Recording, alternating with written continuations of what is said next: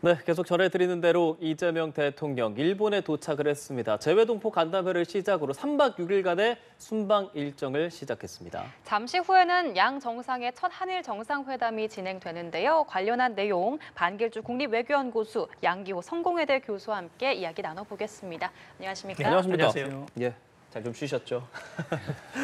자, 지금 이제 막 텔레비전 켜신 분들도 계시기 때문에 이 정상회담의 의미부터 두 분과 차근차근 다시 한번 좀 짚어보고 싶습니다. 일단 일본과 만남을 갖는다, 그리고 잠시 뒤에 정상회담을 한다. 의미를 먼저 생각해 볼까요? 역시 이제 뭐 이재명 정부 출범하고 나서 예. 일본에 들렸다 미국에 가는 거.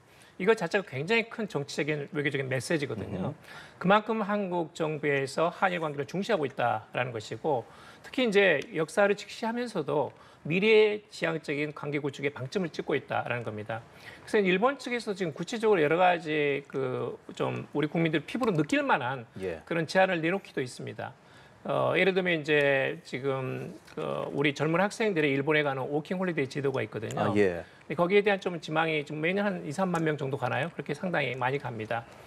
그래서 일본에서는 원래 이제 워킹 홀리데이는 전 세계 어디서나 한 번만 신청할 수 있게 돼 있습니다. 대개 한 1년 정도 있는데요. 근데 그걸 2번으로 지금 늘리는 걸 지금 일본 측에서 제안을 해왔고, 그리고 이제 그 한일 양국이 공동으로 고민하고 있는 부분에 대해서 논의할 수 있는 어떤 협의 기구를 만들어 보자라는 이야기가 있었거든요. 그래서 일본 측에서 저출산 고령화에 대해서 한일 양국 간의 차관급 협의체를 설치하는 걸로 그렇게 지금 제안이 나와 있는 상태입니다. 그런 점에서는 이제 구체적으로 우리 국민들이 또 느낄 수 있는, 또 작년 같은 경우는 무려 1,200만 명이나 이제 한일 양국 간에 이런 교류가 있었고, 근데 우리 국민들이 거의 이제 한 800만 명 이상이 가시거든요. 그런 점에서는 이게 너무 시간이 많이 걸린다, 입국 절차가. 그래서 입국 절차를 안하기 위해서 지난번에 한 달 정도 패스트트랙을 설치해가지고 많은 분들이 굉장히 높이 평가를 했습니다. 그런 부분을 조금 더 재설치할 수 있는가. 물론 이제 일본으로 봐서는 한국만 예외적으로 지금 패스트트랙을 한 달 정도 또 오사카에 이제 만국 박람회도 있고 해서 예. 설치를 했었거든요. 그래서 이제 다른 나라에서 중국이나 미국도 안 해주는데 왜 한국만 유달리 그렇게 5분 만에 입국할 수 있도록 하느냐. 그건 좀 뭐 불공평하다 이런 지적이 많았습니다. 그럼에도 불구하고 이 부분에 대해서는 우리 국민이 지금 한 3,800만 정도 일본을 방문하는 그 해외 관광객 중에서 우리 국민이 거의 900만, 800만 되거든요. 그래서 이것은 특혜가 아니고 거기에 숫자에 어울리는 정도의 그런 그 과정을 설치함으로써 양 국민의 편의성을 도모한다는 것이니까 그 부분도 좀 더 포함됐으면 하는 기대치가 있습니다. 예, 일본과 관계에 대해서 좀 실질적인 내용을 말씀을 해주셨고, 국제관계 전문가로서 이번 한일 정상회담 어떤 관점으로 보고 계십니까?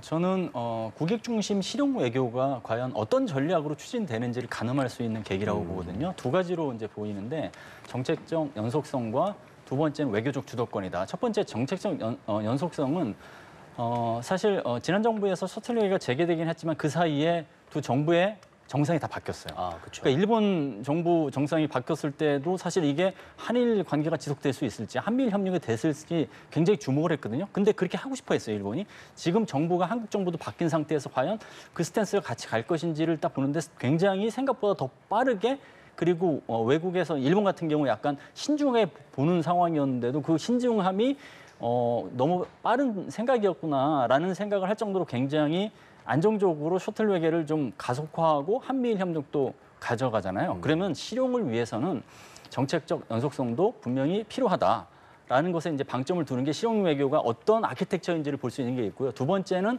외교적 주도권이다. 어차피 한국 입장에서 한미 동맹이 중요하고, 한미 동맹이 중요한 것만큼 한일 관계가 또 한미 동맹을 위해서도 중요하다는 어떤 그 역학관계가 있거든요. 그러기 위해서는 그냥 뒤쳐져서 따라가는 게 아니라 이걸 주도하겠다. 그 주도하기 위해서 일본 들리고 그다음에 미국 가는 거거든요. 그렇게 두 가지 측면에서 실용 외교가 어떤 것인지를 가늠하게 해주는 외교다, 이렇게 볼 수 있겠습니다. 예, 앞서 공개된 이 대통령의 일본 언론 인터뷰를 보면 양국 간 협력을 좀 강조를 하면서 이번 기회에 김대중 오부치 선언을 넘어서는 새로운 한일 관계 공동선을 만들어보고 싶다라고도 이야기를 하기도 했습니다. 그만큼 미래지향적인 한일 관계 구축의 의지를 보이고 있는데 이번 회담이 그 계기가 될 수 있을지 어떻게 좀 전망하세요?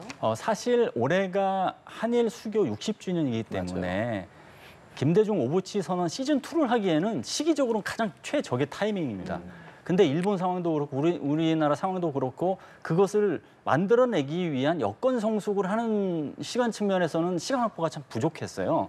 그럼에도 불구하고 G7 계기에 한일 정상이 좀 빨리 만났고 이번에 본 게임 시작돼서 새로운 공동선언, 즉 김대중 오부치 선언 시즌2에 대한 의지를 가지는 것만으로도 나머지 시간에 그 실제로 새로운 공동선언을 만들기 위한 인프라, 외교적 인프라, 그다음에 신뢰적인 인프라를 구축할 수 있다고 보거든요. 그래서 새로운 공동선언을 가기 위한 어떤 노력을 계속 같이 해가자 하면서 공동 합의문에 포함된다면 분명히 가능성도 있다고 봅니다. 예, 이렇게 우리 정부가 좀 관계 개선에 대한 적극적인 의지를 보이고 있는데 이에 대해서 일본 내부의 반응은 좀 어떤지?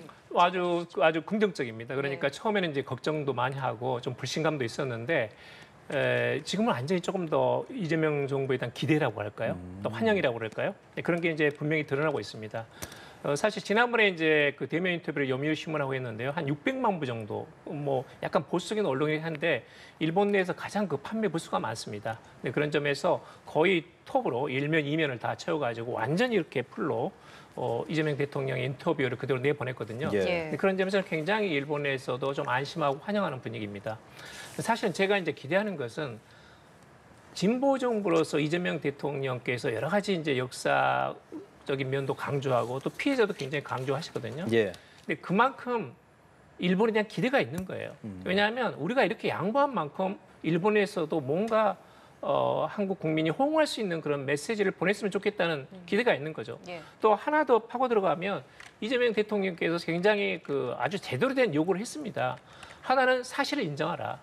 두 번째는 피해자들에게 위로해달라. 돈 문제는 뭐 한국이 지금 뭐 세계 10위 경제대국인데 정말로 예전에 무슨 위안부 화보금 뭐 1억 원 이렇게 이야기했었습니다만은 정말 요즘 뭐 말은 좀 그렇습니다. 강남의 아파트 한 채가 100억 원인데 그거 뭐 일본이 돈 10억 원이라는 게 어떤 큰 재정적인 의미가 있습니까? 한국 국가 예산으로 충분히 그 대응할 수 있는 거거든요.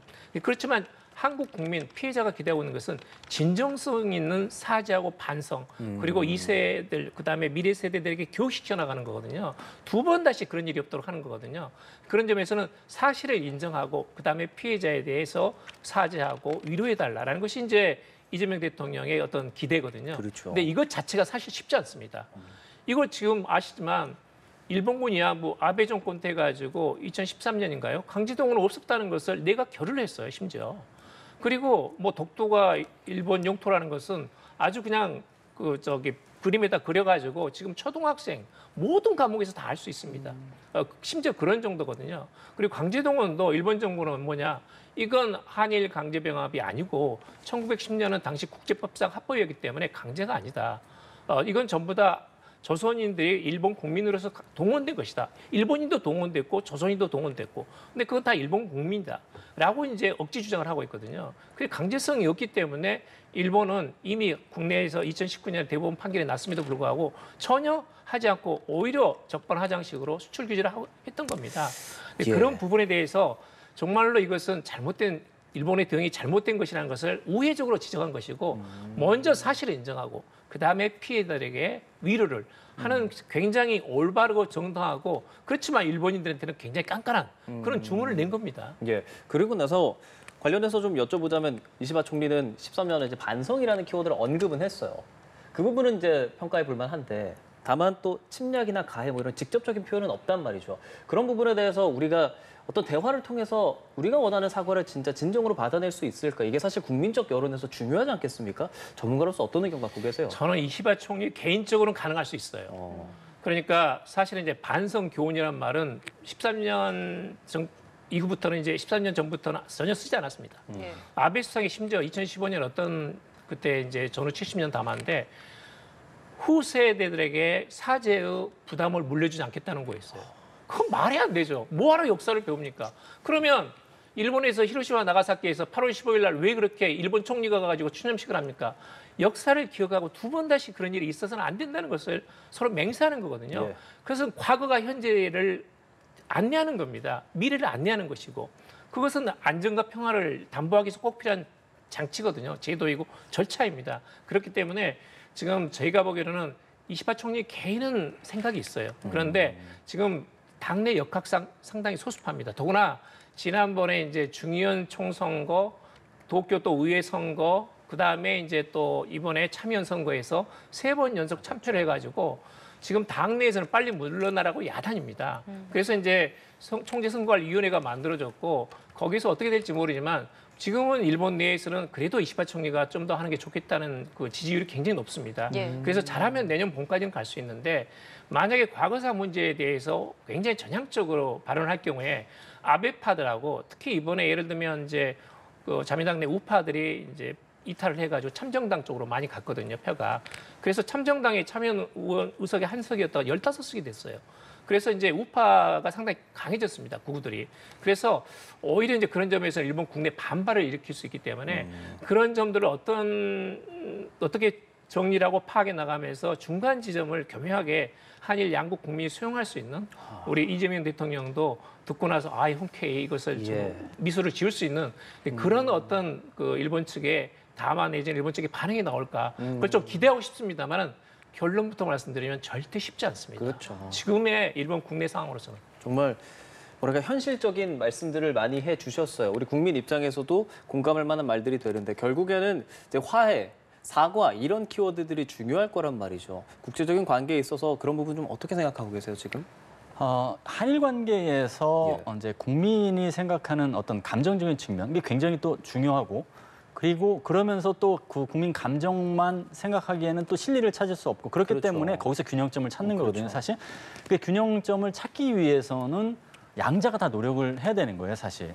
그래서 과거사 반성 문제에서도 진일보하면 양국이 더 실익이 있다라는 측면에서의 접점을 찾는 노력으로서 지금 이번 정상회담이 그 시작점으로서 의미가 있다. 그리고 이시바 총리 같은 경우도 어차피 그래도 굉장히 13년 만에 반성이라는 단어를 쓴 것은 그래도 정치적인 리스크를 감내하면서까지 한 부분에 대해서는 어느 정도 이제 존중을 해주고 이제 사실은 거기에 대해서도 이해를 해주면서 상호 공감과 실리를 찾아가면 그보다 진일보된 방향으로 나아갈 수 있다고 평가를 합니다. 예. 그러니까 이념보다는 실익을 좀 중요하게 여긴다라고 평해볼 수도 있을 것 같아요. 거기서 중요한 게 이제 경제적인 부분이지 않겠습니까? 마당을 같이 쓰되 경제에 있어서 때려야 될 수 없다라는 말도 이재명 대통령이 했습니다. CPTPP라든지 이런 부분들 경제 협력에 대해서는 어떤 의견 갖고 계세요? 이제 그 협력의 가시화 어떤 구체적인 성과라는 것은 역시 경제거든요. 예. 경제 협력을 통해 가지고 일본에서 한국에 대한 투자가 늘어났다.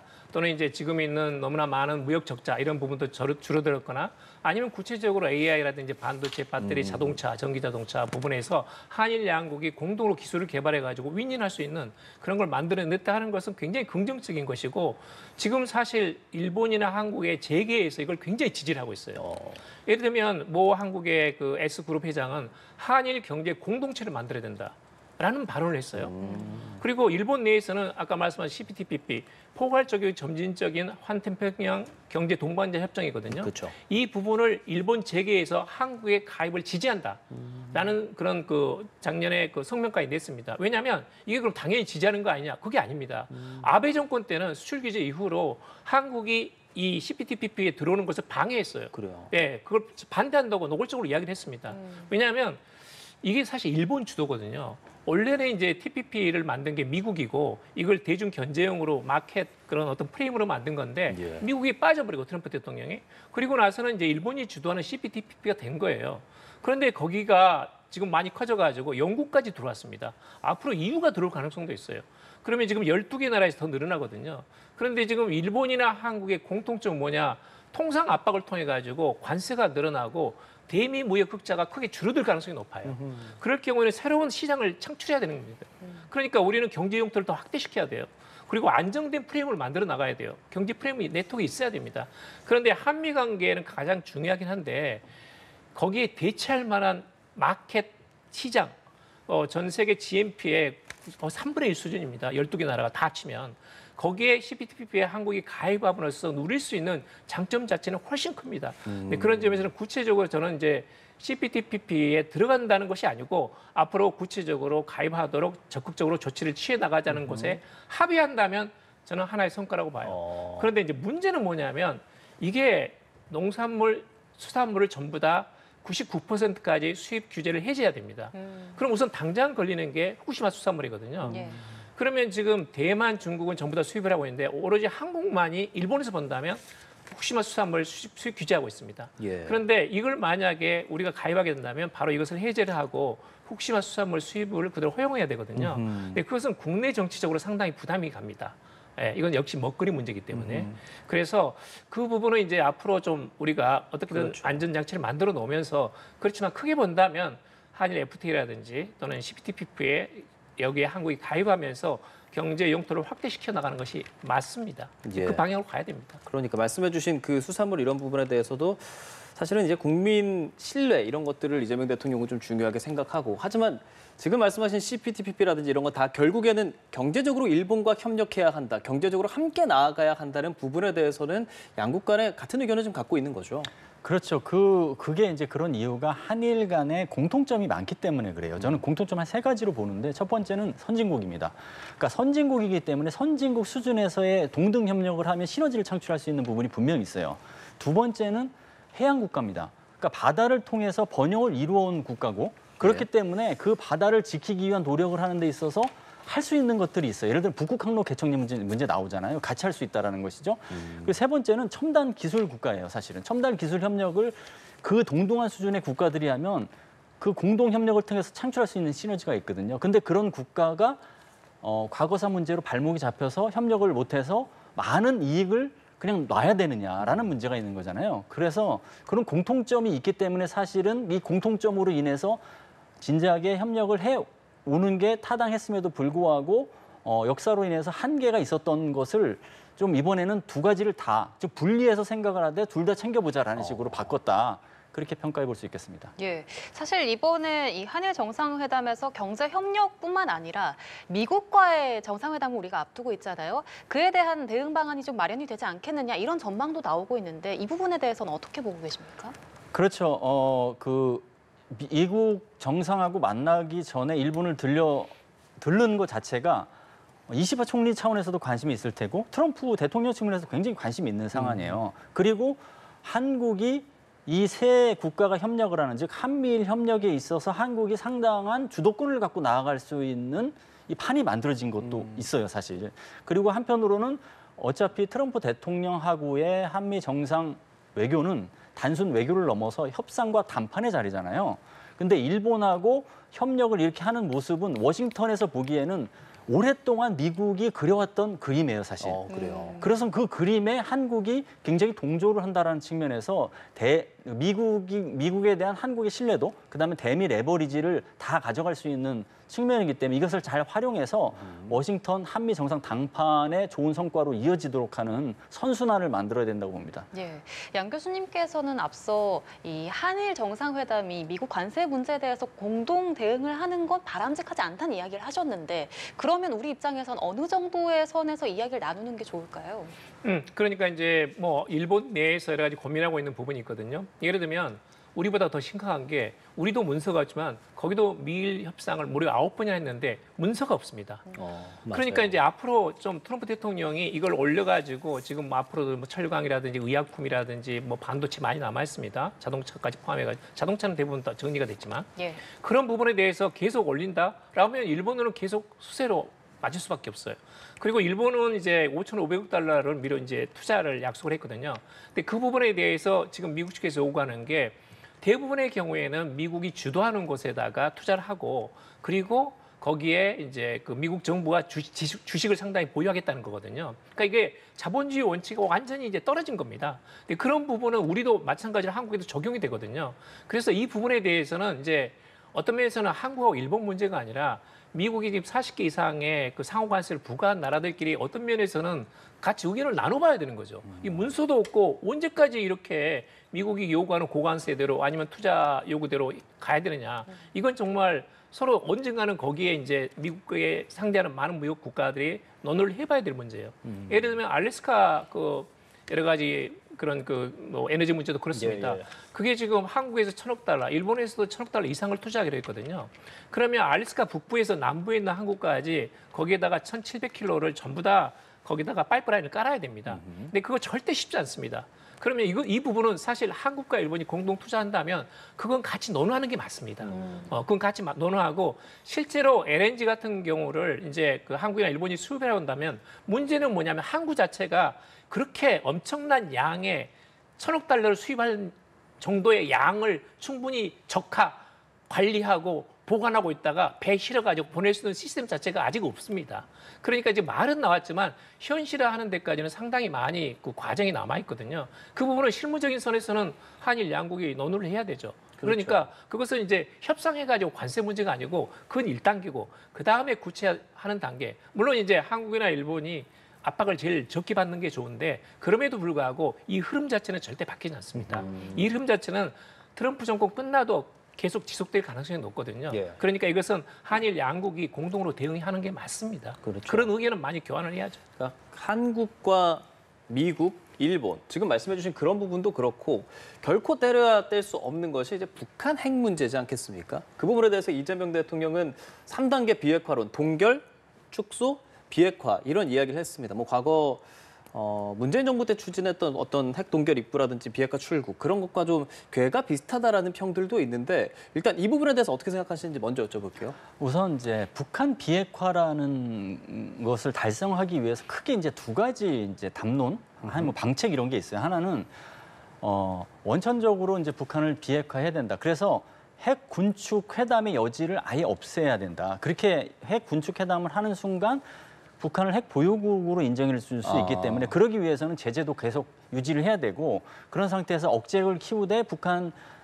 비핵화를 위해서 제재도 가동시키고 이래야 되는 이제 파가 있고 그런 어떤 그 그룹이 있고 또 하나는 지금 얘기한 것처럼 단계적으로 해서 결국은 이제 핵 군축 모양새를 갖추지만 결과적으로 최종적으로는 핵을 폐기하는 비핵화로 가는 방안 이 두 가지가 있는 거예요, 사실은. 예. 두 가지가 있는 상황에서 후자를 지금 현 정부가 택한 거로 이제 볼 수 있고요. 그게 이제 미국하고 북한 비핵화를 위해서 공조를 맞추는 측면에서 어느 정도까지 수렴될 수 있냐가 또 중요하잖아요. 미국의 이제 그 대북 정책에 따라서 한반도의 비핵화 문제가 영향을 분명히 받기 그렇죠. 때문에 그렇게 본다면 지금 트럼프 2기 행정부에서는 좀 아쉬운 지점이기는 하지만 200일이 넘어가는 그 출범 기간에 아직 대북 정책에 대한 명확한 입장이 나오질 않았어요.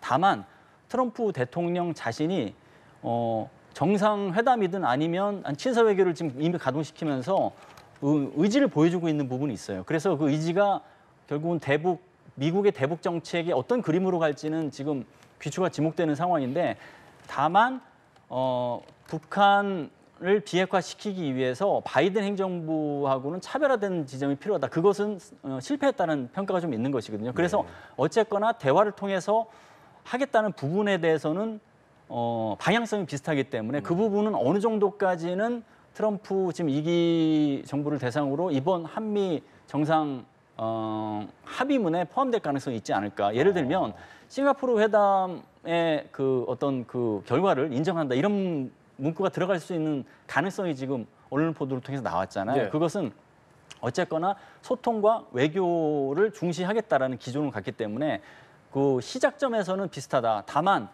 여기에서 이제 유의할 것은 그렇게 하더라도 트럼프 대통령의 특성상 그게 이제 동맹국이고 우방국이고 상관없이 본인이 다른 국가 정상과 담판을 하는데 왜 3국이 같이 포함돼서 가타부타 하느냐라는 기조가 심지어는 이스라엘을 상대로도 그렇게 했거든요. 그래서 어쨌거나 그런 그 방향성이 같다 하더라도 예. 북미 담판을 통해서 한국이 패싱될 우려는 여전히 남아있기 때문에 그런 불식을 완전히 제거하는 노력이 필요하고 그 불신을 제거하는 노력 중에 한미 이번에 정상회담이 굉장히 중요한 교두보가 될 것이다 이렇게 평가합니다. 트럼프 대통령이 이제 북한에 대해서도 본인이 키를 잡고 하고 싶어 할 수도 있다 뭐 이런 말씀이기도 그렇죠. 한 예, 거잖아요. 예. 자, 일본 입장에서는 지금 우리 이번에 이재명 대통령이 말한 3단계 비핵화 어떻게 받아들일까요? 그 부분에 대해서는 이제 한미 간에 상당히 공감대가 진전되는 걸로 알고 있고요. 예. 한미 간의 공감대가 진전되면 한일 간의 공감대도 그렇게 크게 달라지는 않는다. 그러니까 기본적으로 동결한다는 것은 이제 어떤 그 일부에서 말하는 것처럼 북핵을 용인하는 게 아닙니다. 지금은 이제 상당히 북한 핵 개발이라든지 발사체가 진전돼 버렸기 때문에 이미 지금 북한에서는 이제 핵 보유국이라고 헌법에서 명기를 하고 있거든요. 그런 부분에 대해서 일단은 문제를 좀 더 안정시키기 위해서 동결하고 감축하고 그다음 폐기한다는 걸로 가는 거고 그 부분에 대해서는 한일 간에 충분히 공감대가 있다고 봅니다. 일본 내에서도 이제 가장 중요한 게 역시 이제 북일 대화거든요. 그러니까 이시바 총리는 총리 되기 전부터 평양하고 도쿄에 연락사무소를 설치하겠다고 약속을 했어요. 그런데 아쉽게도 일본에 지금 납치 피해자 유족회가 있어요. 가족회가 있는데 여기서 굉장히 반대를 했습니다. 그렇게 될 경우에는 납치 문제가 사라지면서 북한의 핵 개발 미사일이 사라지면서 오로지 그냥 북한에만 이익을 주는. 그러니까 이제 예를 들면 지금 푸틴하고 트럼프 대통령 협상 끝나자마자 푸틴의 완승이었다고 이렇게 평가가 나오고 있잖아요. 그런 결과로 되기 쉽다라는 겁니다. 그렇게 반대를 하다 보니까 결국 그 이야기는 묻혀버렸어요. 그런데 이재명 대통령이나 이시바 총리가 기대하는 것은 똑같습니다. 북한과 또는 일본은 이제 북일 대화, 우리는 남북 대화가 재개돼야 된다. 이 부분에 있어서 어떤 출구 전략을 만들지 않으면 안 된다라는 데서는 분명히 공감대가 있어요. 그런데 또 그것도 이제 동병상련인데 지금 이제 한국이나 일본은 잠깐은 관망할 수밖에 없습니다. 지금 이제 트럼프 대통령은 북미 대화에 굉장히 관심을 가지고 있거든요. 편지도 몇 번 보냈고. 그런데 이제 물론 북한은 지금 관심이 없습니다만은 언젠가는 적절한 시점에 북미 대화가 재개될 가능성은 있죠. 제가 보기로는 지금 우크라이나 전쟁 조금 약간 불통해졌습니다만은 만약에 종전 협상에 진전이 되고 그 다음에 중동 사태가 어느 정도 안정이 되면 그 다음은 북미 대화입니다. 그리고 나서는 이제 북한 문제거든요. 근데 그럴 경우에 지금은 한국이 나서서 해도 일본이 나서서 해도 북한은 받지 않습니다. 그렇지만 북미 대화는 진전될 가능성이 있기 때문에 그 사이에서 한국이 말하자면 참여할 수 있는 또는 일본이 참여할 수 있는 그러면서 한국과 일본의 어떤 이익을 거기에 반영시킬 수 있는 과정 자체를 만드는데 우리가 계속 노력해 나가야 됩니다. 우리가 지금 계속 북한에 제안하는 것도 우리가 선도적으로 만들고 그 과정에서 미국이 오히려 좀 더 이렇게 말하자면 그런 그 흐름에 미국이 적극적으로 주도할 수 있는 그런 과정을 만드는 것이 우리 측의 기대치이자 바람이죠. 그럼 혹시 잠시 뒤에 정상회담에서 그런 북한에 대한 이야기도 어느 정도는 오고 갈 거라고 생각하세요? 물론입니다. 이제 그것은 이제 한미일 간의 안보 협력이라든지 또는 이제 일본 측이 항상 요구하고 있는 납치 피해자 문제 그 부분에 대한 이제 한국 측의 지지를 요구를 할 테고 그 다음에 이제 말하자면 북한 핵과 미사일에 대해서는 일본이 항상 그 문제는 들고 나오거든요. 반드시 그것은 이야기가 있을 겁니다. 예, 알겠습니다. 한미일이 함께 풀어나가야 될 문제에 대해서 이야기를 좀 나눠봤는데 다시 이제 일본과의 정상회담 이야기로 돌아와서 앞서 이재명 대통령이 도쿄에 도착한 뒤 첫 일적으로 제1동포들과의 간담회를 가졌습니다. 그리고 나서 또 입장을 발표를 하기도 했는데요. 입장에서 간첩 조작 사건 피해를 입은 데 대해서 대한민국 대통령으로서 공식 사과드린다면서 고개를 숙이는 모습도 보였는데 이 부분 어떻게 보셨어요? 대통령으로서 현지에 있는 동포들이 마음 아파하는 부분에 대해서 직접적으로 이야기해주고 신경을 쓰고 있다라는 모습을 보이는 것은 굉장히 중요한 과정이고 특히나 정부 출범 초기에 이걸 했기 때문에 재외 동포 차원에서도 그 마음속에서 굉장히 그 응어리가 이제 풀리는 이런 게 있었을 거예요. 근데 이제 이 재동포 간담회가 보통 외교 때 항상 이제 포함되는 거거든요. 저는 이런 것도 봅니다. 이제 한일 정상회담 계기에 이루어진 이제 동포 간담회지만 다른 이제 외교 행사가 계속 있을 거 아니에요. 다른 국가 동포 간담회 때 또 기대하는 기대치도 높아졌을 것 같아요, 사실은. 그래서 전체 재외 동포에게 힘을 실어주는 측면에서 제1동포 말고도 그 밖에 이제 동포들도 다음 동포 간담회를 기대하는 그런 계기도 마련되었다 그렇게 생각이 듭니다. 예, 이재명 대통령은 이제 실익을 좀 중시하는 외교를 펼치겠다고 이야기를 하면서 이런 제1동포나 이런 부분도 챙기는 모습을 보이고 있는데 이 부분에 대해서 어떻게 평가를 좀 하세요? 그렇죠. 이제 제1동포뿐만 아니라 지금 해외에 거주하는 우리 동포들이 한 700만, 800만 됩니다. 그런데 전체 국가에서 자국민의 해외 거주 비율을 보게 되면 우리가 굉장히 높아요. 이탈리아라든지 이스라엘 정도 말고는 한국이 한 두세 번째 옵니다. 근데 그 정도로 재외동포가 많이 있고 그 다음에 이제 여러 가지 이제 지방 선거는 하지 않지만 대통령 선거하고 그 다음에 국회 총선거에서는 재외동포가 전부 다 투표권을 가지고 있거든요. 그래서 이제 재외동포증이 조금 더 크게 이렇게 만들어진 거고 그런 점에서는 이제 재외동포의 한국 정부에 대한 기업뿐만 아니라 이미 한국 자체가 글로벌 국가가 됐습니다. 그러면 해외에 살고 있는 그런 재동포라는 것은 한국의 글로벌 국력이라든지 K컬처, K문화 이 모든 것들을 같이 현지에서 확장시켜 나갈 수 있는 중요한 우군이거든요. 그런 점에서는 중요시 될 수밖에 없습니다. 그래서 특히 제1교포는 왜냐? 제2교포가 다릅니다. 제1교포는 끌려가신 분들이에요. 제2교포는 자발적으로 이미 가신 분들이 많습니다만은 제1교포는 역사적인 경위가 있습니다. 그래서 고통도 슬픔도 함께했던 분들이고 거기서 스스로 자리를 잡아가지고 이제는 이제 일본 사회에서 굉장히 이미 뿌리를 내려가지고 성공한 분들도 굉장히 많이 있거든요. 또 뿐만 아니라 최근에 80년대 이후부터는 어떤 현상이 나냐면 뉴커머라고 그러는데 한국에서 대학을 졸업하고 일본에 태어난 게 아닙니다. 한국에서 나고 자랐다가 일본에서 회사를 차리거나 아니면 일본 회사에 다니는 또는 일본 여성과 결혼해가지고 현재 거주하고 있는 그런 분들이 굉장히 늘어났어요. 그래서 지금은 이제 그 올드커머란 분들하고 뉴커머가 공존하고 있는 그런 상황입니다. 예. 그래서 예전처럼 이제 예전에는 어떤 거냐면 이 제1교포 중에서 저촉연계도 꽤 있었고 그다음에 냉전 시기였기 때문에 일본 자체가 이 남북한이 대결하는 일종의 어떤 현장이었어요. 그러다 보니까 이제 일본에 대해서 한국이 굉장히 그 제1교포에 대한 의구심이 있었던 건 사실인데 지금은 저촉연은 뭐 거의 약화됐습니다. 거의 학교를조차 운영하지 못할 정도로 약화가 됐거든요. 그래서 그런 점에서는 이제 그 민단이 주류를 이루고 있고 또 한국이 글로벌 국가로서 또는 함께하는 우리 국민들이 함께하는 국내를 불문하고 그런 점에서는 아주 좋은 첫 발신을 하셨다 이렇게 봅니다. 예, 자 이렇게 이재명 대통령이 일본에 도착을 해서 첫 일정으로 제1동포를 만났고 잠시 뒤에 이제 정상회담도 할 예정이고 그 의제에 대해서도 두 분과 함께 이야기를 나눠봤는데 그럼 마지막으로 이제 오늘 만찬도 하잖아요. 만찬도 할 예정이고 위성락 안보실장의 말에 따르면 정상이 개인적인 좀 유대도 깊게 가질 거다라고 했는데 만찬에서 좀 기대하는 바를 여쭤보고 싶어요. 생각하시기에 두 정상의 좀 케미가 좀 잘 맞는다고 생각하세요? 어떻게 생각하세요? 저는 이제 좀 맞다고 봅니다. 여러 가지 지향하는 바가 일치해요. 또는 이제 비슷하거나. 그런데 처음에 캐나다에서 G20에서 만났을 때는 첫 정상회담에서는 약간 어색한 게 있었어요. 이시바 총리가 너무 국내를 의식한 거야.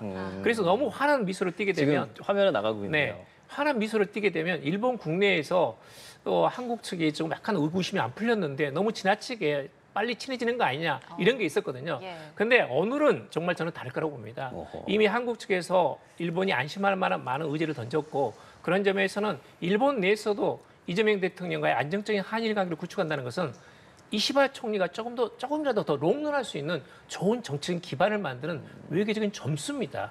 그런 점에서는 좋은 분위기에서 좋은 아마 그 성명이라든지 예. 이 담화가 나올 거라고 봅니다. 예, 저희 지금 화면 보여드리는 거는 이제 67일 전이죠. G7 정상회담 당시에 첫 번째로 만났던 그 화면입니다. 이번엔 어떤 분위기 좀 예상하세요? 우선 그 정상 외교 때 친교 시간이 되게 중요하죠. 그렇죠. 정상 간 신뢰가 사실은 거의 정비례해서 그 정부의 외교로 이어지거든요. 그래서 이번에 그 G7 다자계기에 정상회담을 잠시 약식으로 한 것에서는 갖지 못했던 신뢰를 쌓는 측면에서 굉장히 시너지가 있다고 생각을 하고요.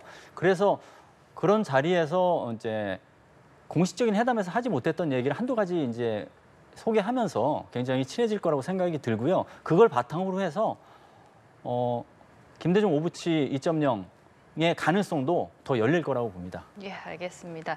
잠시 후 있을 양 정상의 첫 한일 정상회담에서 어떤 이야기가 오갈지 관련 내용들 짚어봤습니다. 지금까지 반길주 국립외교원 교수, 양기호 성공회대 교수와 함께했습니다. 고맙습니다. 고맙습니다. 감사합니다. 네.